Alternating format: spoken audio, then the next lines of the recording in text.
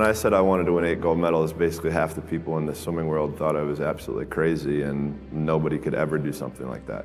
But for me, I was somebody who believed in it and somebody who believed in the process of getting there. I knew it wasn't going to happen overnight, like I said before, but every little small thing that we did was a small stepping stone in order to even be able to have that chance and that opportunity to do what I did in 2008. So it was 2014, Sports Illustrated cover story with 𝘠𝘠𝘠𝘠, and we're having an interview here in Phoenix, and whatever question he asked me just opened me up, dropped my shoulders, and I just let it all out. I was just ready to. You know, I think for me, when I checked myself in to get treatment and to get help, I knew that that's what I needed, and I was at the end of the road, and I had to get help. I was at a scary place in time, and for a long time, I didn't know how to ask for help. I think once I asked help for the first time, everything became easy. So that question, when he asked me, whatever it was, it just opened me up, and I felt comfortable to share everything that I'd been through. Because it was almost like I said to myself, I don't care what people think. This is me, and this is my journey, and it makes me who I am. So, you know, the only way for me to learn and grow and to get over certain things that I've gone through is to communicate and to talk about it. And look, I'm not perfect, right? Like, nobody's perfect, and I struggled a lot through my life. My first depression spell was in 2004. And I went up and down roller coasters all throughout life. I think it's vulnerability. I think vulnerability is a scary word for a lot of people. It's a scary word for me. You know, I remember when I checked into a treatment center, I was shaking when I went in there. Because I didn't know what I'm getting myself into, but I wanted help. I didn't like feeling the way that I did. Every day is a new challenge, right? Every day is a challenge, is a day that we can prepare ourselves even more. So for us, we would call it putting money into the bank. So at the end of the year, when we had a major international competition, we could withdraw that money that we had saved throughout the year. And look, I'll be the first one to tell you, there were a lot of days where I did not want to get out of bed. And I guarantee you, if I ask the question here, if everybody is excited to get out of bed every single day, if I saw a hand, I'm going to blatantly call you a liar. Because we all know that is far from the truth.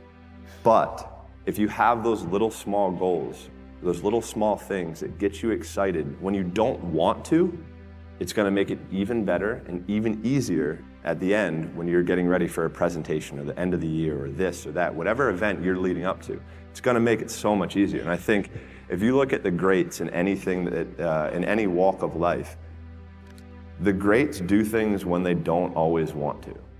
And that's the separation. For me, that's what I've found. So, you know, when I say from 2002 to 2008 was basically trial and error.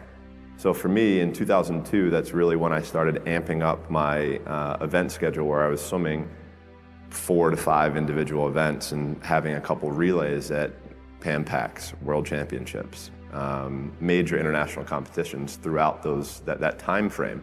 Because at that time, at the Olympic Games, that's a tough, that's where I think the real truth comes out, because I think there are a lot of people who are very talented who can make it there. There are very few people who can deal with the pressure and the stress that happens when we're there. So that's why I say we had to make sure that we were physically, emotionally, and mentally ready, because I had to be ready to be able to kind of manage my emotions through that week. Yeah, winning a gold medal is absolutely incredible. There's nothing better than standing on the podium listening to your national anthem play after you had just won a gold medal. But for me, I'm somebody who I knew that I had 7 other events after the first day. So I have to throw that in the back of my head. I got to throw that race out. Even though if even like in 08, I broke a world record, won my first gold medal. Like, I was like, cool, like things are starting really well. So I have to put that behind me to then get ready for the next race. And on top of that, I have to make sure I'm eating the right amount, I'm sleeping the right amount, my body is as fresh as I can possibly be. So that means sitting in an ice tank, getting massages, getting stretched, all of these small things that end up adding up to the major end result. And because I can sure as hell tell you that there were days where I hated my coach. There were days where we got in fights, we got in arguments, we couldn't stand what we were doing. I would do things purposely to piss him off, but that's a different story. But, I think that was just really how we worked. Like, he was somebody who was so perfect for me that if I ever would have swam for anybody else, I never would have had the chance to do what I did, because he challenged me in ways and forced my mind to think differently. For me as a kid growing up, I'm huge into music, and music is a big part of my life. And I'm a huge 𝘵𝘰𝘗𝘄𝑠 fan, and he wrote a song called "The Sky is the Limit." And as a kid growing up, I believed that. I believed that whatever I put my mind to, and if I was willing to make sacrifices and I was dedicated, that I could achieve absolutely anything. I still do. I think every person can really define it in their own way. I mean, I think it kind of really determines on what they want. At the start of it, for me, when I started this whole journey, it was with a goal of breaking a world record, winning an Olympic gold medal, becoming a professional athlete. Those were the goals that I had as a little kid. So for me, that was what excellence was. And once I was able to get there, I had to redefine what excellence was. And that's basically what I did my whole life. So for me, I guess it was kind of goals, because goals were something that played such a huge part in my everyday life. From the moment I woke up until the moment I got into bed, they were somewhere where I could see them every single moment when I was in my home. That's what really got me out of bed. That's what helped me on days where I was struggling. So I think goals are what really drove me and what made me try to become as excellent as I possibly could. So I came back from the 2000 Olympic Games as a 15-year-old, and after the Olympics is usually when people take time off, where they take a break, they relax for 3 to 6 months, and then they get back into it. For me, I was into it the next day after the final of the 200 fly. I was 5th place, I was 3/10 out of a medal, I was upset.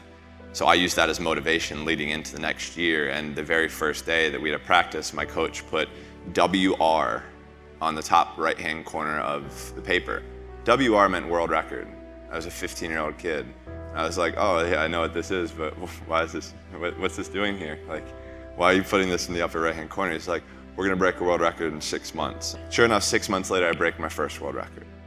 So I'm like, okay, like this is starting to get really cool, like starting to get fun. And by this point, every world record I broke, I got to buy something. That was my deal.